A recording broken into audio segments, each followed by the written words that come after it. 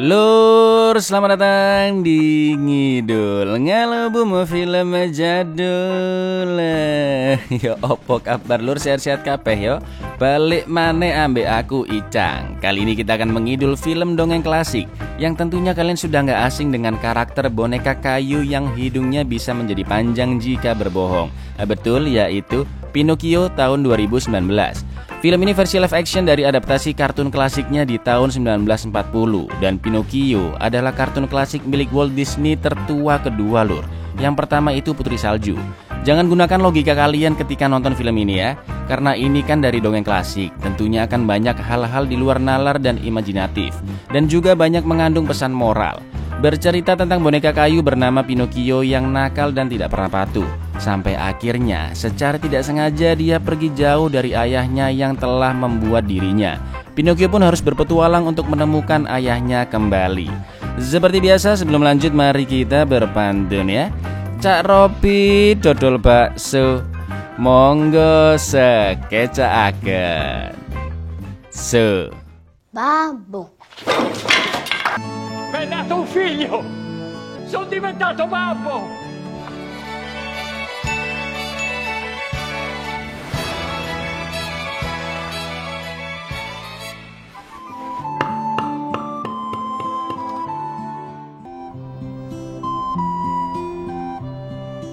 Di suatu kota miskin di Italia, seorang tukang kayu miskin bernama Geppetto datang ke kedai temannya dan mencari kerusakan-kerusakan di perabotan-perabotan kedainya. Tujuannya jelas agar dia dapat uang dan bisa membeli makanan. Temannya si pemilik kedai pun paham maksud Geppetto dan memberinya makanan tanpa perlu memperbaiki perabotan-perabotan di sana. Semoga rezeki ente berlimpah ya Geppetto, dan juga semoga rezeki ente semua juga berlimpah dan berkah dulur-dulurku. Setelah kenyang, Geppetto melihat ada kereta sirkus di mana mereka akan melakukan pertunjukan teater boneka kayu raksasa. Geppetto pun mendapatkan inspirasi ketika melihat boneka-boneka kayu di dalamnya. Di lain tempat, pemilik toko kayu bernama Ciliegia ketakutan melihat salah satu gelondongan kayu miliknya yang bisa hidup dan bergerak. Tak lama kemudian datanglah Geppetto yang akan membeli kayu. Dia berencana membuat boneka kayu paling indah di dunia dan akan berkeliling dunia untuk membuat pertunjukan sirkusnya sendiri. Geppetto pun akan menamai boneka kayunya siapa? Bener banget KKI, bukan dong Pinocchio lah. Karena Geppetto sama sekali nggak punya uang dan kebetulan Ciliegia ketakutan dengan kayu hidup tadi, dikasihlah secara gratis ke Geppetto.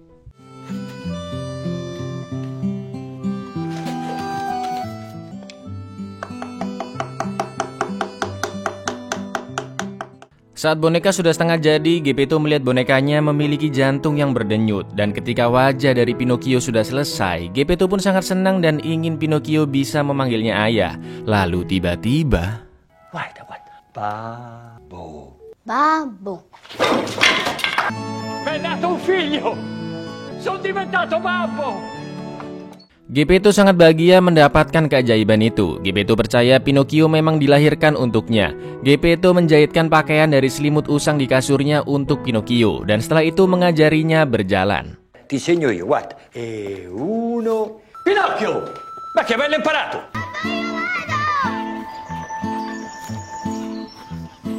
Udah langsung lancar dong lari sama bicaranya. Karena Pinocchio dikejar anjing, dia berlari jauh dan masuk lagi ke dalam rumahnya. Tiba-tiba di dalam sana ada jangkrik yang bisa memanggil-manggil Pinocchio. Karena si jangkrik ini mengejek-ngejeknya, Pinocchio pun marah dan langsung melemparnya. Sampai akhirnya dia tertidur dengan kaki dihangatkan di perapian. Sudah jelas kaki kayunya kebakar ya kan? Karena pintu terkunci, Geppetto terpaksa menjebol jendela rumahnya untuk menolong Pinocchio. Geppetto pun memarahi anaknya karena dia nakal dan ceroboh. Tapi karena Pinocchio ini memelas, Geppetto pun akhirnya membuatkan kaki baru untuknya. Geppetto ingin Pinocchio tidur cepat karena besok pagi adalah hari pertama sekolahnya.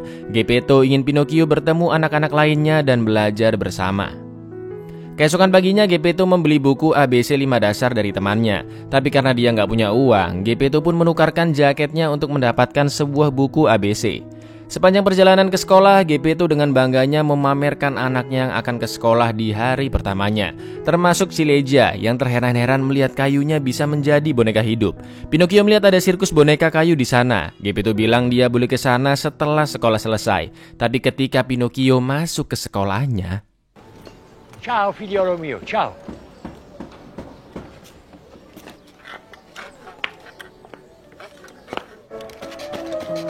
Bocil kayu bukannya sekolah malah lihat sirkus.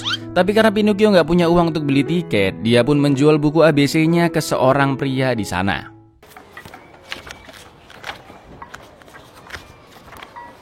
Ma è scappato il gatto, aiuto! Qualcuno ha visto il gatto, gatto! Gatto. Pantalone, dimmi la verità! Chi è stato di lui? Arlecchino. Sirkus-sirkus boneka kayu di sana dikendalikan dengan benang, sampai akhirnya mereka melihat Pinocchio yang juga boneka kayu dan dipanggil ke atas panggung. Pemilik sirkus bernama Astagfirullah, susah banget nama Italia. Mangia Fuoco. Nah, menganggap Pinocchio adalah boneka kayu canggih yang bisa digerakkan tanpa benang, dan Pinocchio pun dibawanya pergi. Karena Pinocchio tidak ada di sekolahnya, Geppetto semakin resah dan gelisah, lalu mencoba mencarinya di pertunjukan sirkus. Tapi sayangnya, kereta sirkus sudah pergi dari sana. Pria yang beli buku Pinocchio bilang memang anaknya tadi datang ke sirkus itu. Tapi setelah itu dia tidak melihatnya lagi. Geppetto sadar jika anaknya sudah diculik, dan dia akan mencarinya meskipun harus ke ujung dunia sekalipun. Ini lo baru perjuangan seorang ayah, lur. Pinocchio akan dilempar Mangia Fuoco ke perapian agar bara api tetap menyala untuk masakannya. Tapi Pinocchio memohon agar dia jangan dibunuh karena dia sangat sayang ke ayahnya dan dia adalah anak satu-satunya.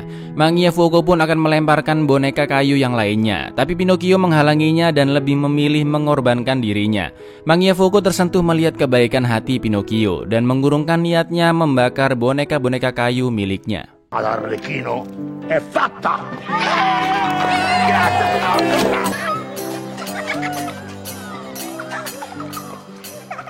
Keesokan paginya, Mangia Fuoco yang merasa iba melepaskan Pinocchio dan memberikannya 5 koin emas untuk diberikan ke ayahnya.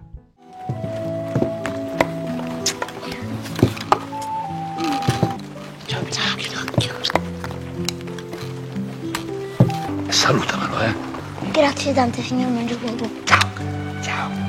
Dua orang pria yang tahu Pinocchio mencari ayahnya untuk memberikan 5 koin emas langsung mendatangi Pinocchio dan berusaha menipunya. Mereka bilang jika 5 koin itu bisa digandakan bahkan sampai 2000 koin emas. Dengan uang sebanyak itu, Pinocchio bisa membeli jaket yang layak untuk ayahnya dan juga buku ABC untuk dia belajar. 5 koin itu bisa ditanam di suatu tempat dan dalam beberapa jam akan tumbuh pohon koin emas. Tapi sebelum menanam koin, mereka mengajak Pinocchio makan makanan mewah dan tentu saja dibayari oleh Pinocchio. Mereka pun makan dengan rakusnya.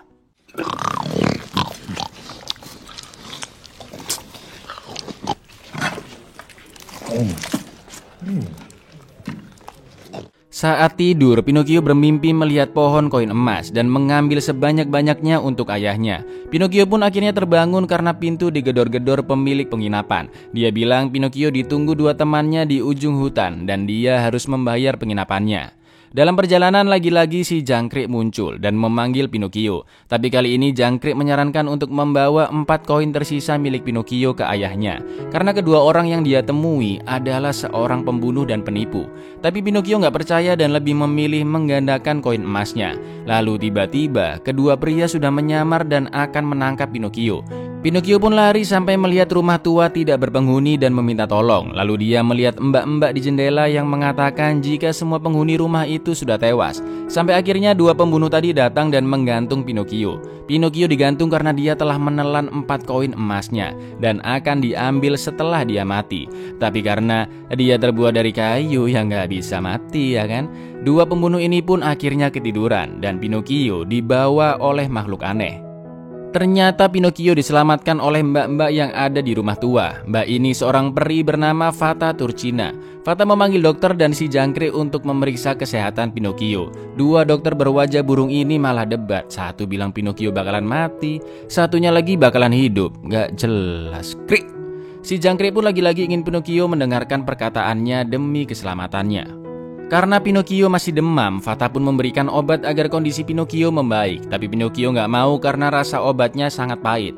Fata mengancamnya dengan memanggil 4 makhluk aneh yang membawa peti mati untuk mengubur Pinocchio. Karena ketakutan, Pinocchio pun akhirnya mau meminum obatnya. Andiamo. Al mio 3, 1, 2, 3. Ora esci e prenditi questa medicina.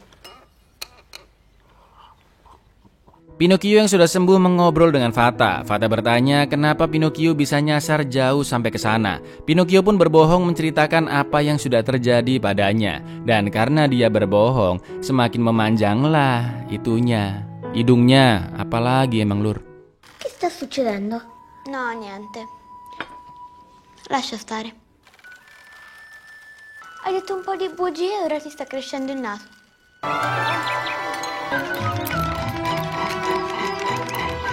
Betapa senangnya Pinocchio bisa bermain-main dengan Fata. Sampai tiba saatnya Pinocchio harus pergi.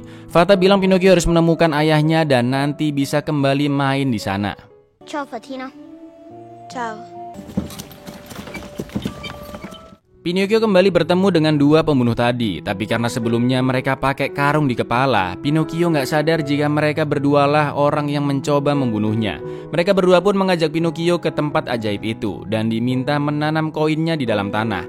Lalu Pinocchio pun disuruh mengambil air di tempat yang sangat jauh. Tentu saja agar dua orang ini bisa mencuri koinnya.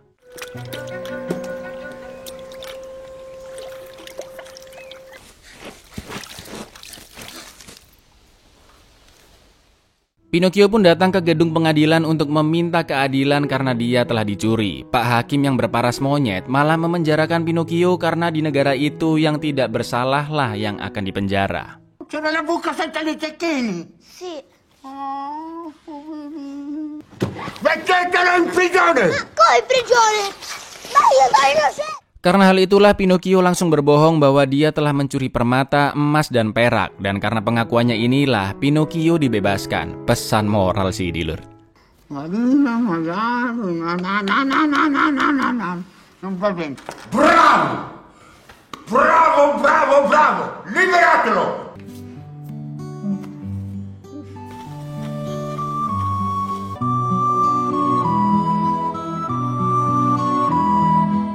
Pinocchio pun terus berjalan mencari jalan pulang ke rumahnya untuk bertemu ayahnya Geppetto dan tibalah Pinocchio di rumahnya. Tapi sayangnya Geppetto ternyata tidak ada di sana. Tetangganya mengatakan jika Geppetto sudah lama pergi mencari keberadaan Pinocchio, entah di mana dia berada sekarang.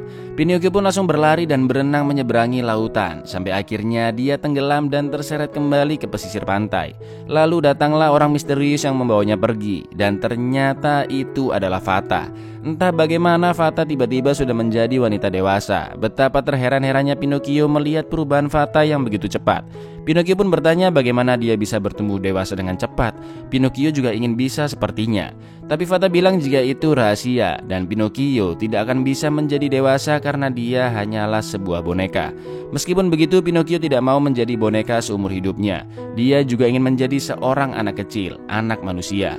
Fata pun bilang jika keinginannya bisa terkabul asalkan Pinocchio berperilaku baik, termasuk harus pergi sekolah. In un recinto ci sono 18 pecore. E ora copiate quello che scrivo io. Terlihat guru di sana masih keras kepada murid-muridnya. Salah satu murid yang dihukum pun membalas gurunya dengan memasukkan kodok ke dalam pakaiannya. Karena kelas jadi kacau, Pinocchio dan temannya Lusignuolo mengambil kesempatan itu untuk kabur dari sana dan mencuri makanan. Setelah itu mereka nongkrong santai sambil nyebat kretek samsu sampai larut malam. Fata dan asistennya Mbak Siput yang tahu Pinocchio bolos sekolah tidak membukakan rumah untuknya. Te lo prometto, non scapperò più. Lumaghina! Aprimi, ti prego! Pinocchio yang menunggu sampai besok pagi akhirnya dimaafkan. Tapi jika dia mengulangi kesalahan yang sama, maka dia benar-benar tidak diperbolehkan masuk. Kali ini Pinocchio benar-benar belajar di sekolahnya, tapi dia tidak melihat Lusignuolo hari itu. Malam harinya Pinocchio pun melanjutkan belajar. Dan saat Siput mendongengkan Pinocchio sebelum tidur, Fata dan Pinocchio mengusirinya dengan kekuatan sihir Fata. Non avevi sempre veduto saperlo così forte che non bevevi né mangiavi, no? Che un giorno fatto...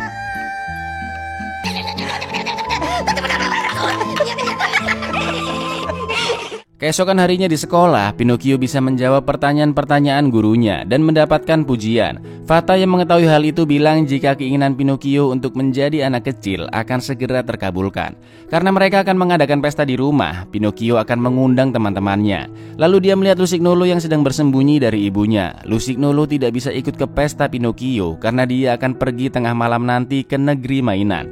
Negeri di mana mereka bisa bermain sepanjang hari tanpa perlu bersekolah. Pinocchio pun galau mendengar perkataan Lusignolo akan tetap di sana untuk bersekolah atau ikut Lusignolo ke negeri mainan, dan Pinocchio pun memutuskan naik kereta kuda tersebut.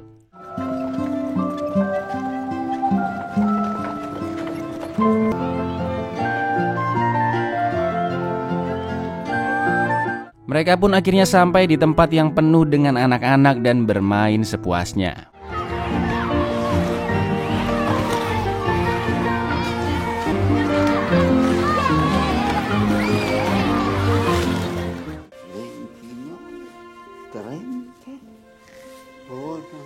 Anehnya, ketika bocil-bocil ini bangun dari tidur keesokan paginya, mereka memiliki telinga yang aneh, telinga yang sangat mirip dengan keledai.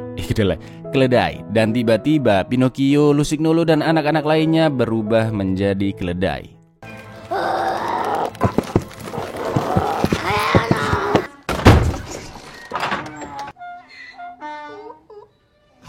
Lalu datanglah orang-orang ke tempat itu untuk membeli keledai-keledai di sana. Seorang pria membeli keledai Pinocchio yang dirasa paling bagus dibandingkan yang lainnya untuk ditampilkan di sirkus miliknya. Uno, due, tre. Scampare, portatelo via. E adesso chiamiamo l'uomo più forte. Karena Pinocchio gagal melompati lingkaran api, pemilik sirkus pun akan membuangnya ke laut karena sudah menganggap keledainya cacat. Keledai Pinocchio yang mulai kehabisan nafas tiba-tiba dikelilingi banyak ikan dan membuatnya berubah kembali menjadi Pinocchio.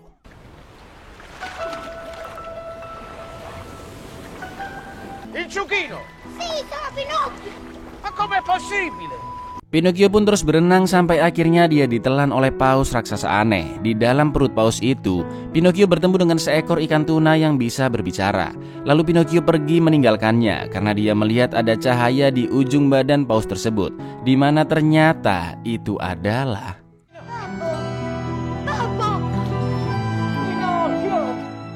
Ma t'ho cercato dappertutto.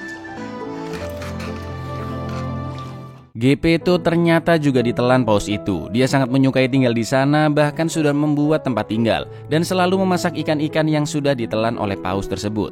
Pinocchio pun menyadarkan ayahnya dan mengajaknya keluar dari sana. Saat akan kabur, Geppetto tidak mau karena dia tidak bisa berenang.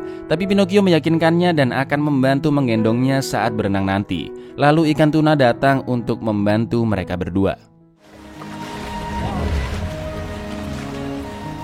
Tenetevi forte alle pinne. Parte! Vai, sono vai. Mereka selamat sampai di pesisir pantai. Ikan tuna berterima kasih ke Pinocchio karena dia juga berhasil keluar berkat termotivasi keberanian Pinocchio. Lalu mereka berdua melihat sebuah rumah dan berencana akan tinggal di dalam sana. Karena Geppetto sakit, Pinocchio memohon ke om-om penggembala wedus di dekat sana agar dia mau memberikan susu untuk ayahnya. Penggembala wedus mau memberikan susu dan upah asalkan Pinocchio bisa bekerja untuknya.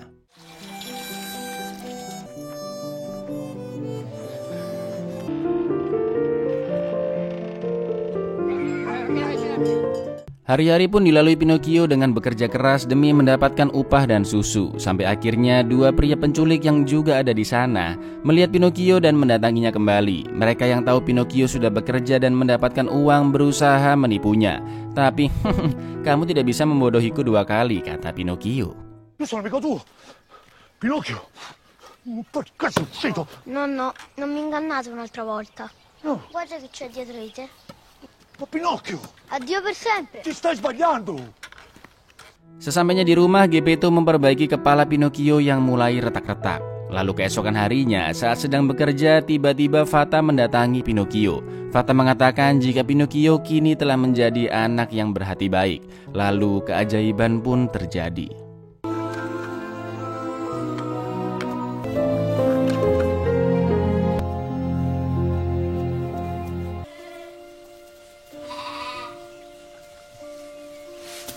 Betapa senangnya Pinocchio yang sudah berubah menjadi seorang anak kecil, anak manusia. Pinocchio pun berlari pulang ke rumah dan terus berteriak memanggil ayahnya. Dove sei stato, bambino? Papà! Bambino, papà! Pinocchio, Pinocchio!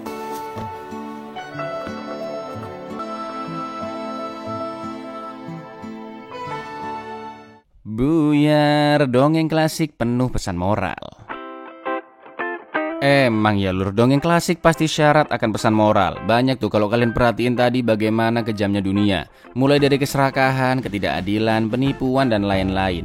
Dan di sini Pinocchio digambarkan sebagai anak yang polos, nakal, suka berbohong dan tidak patuh perintah orang tua.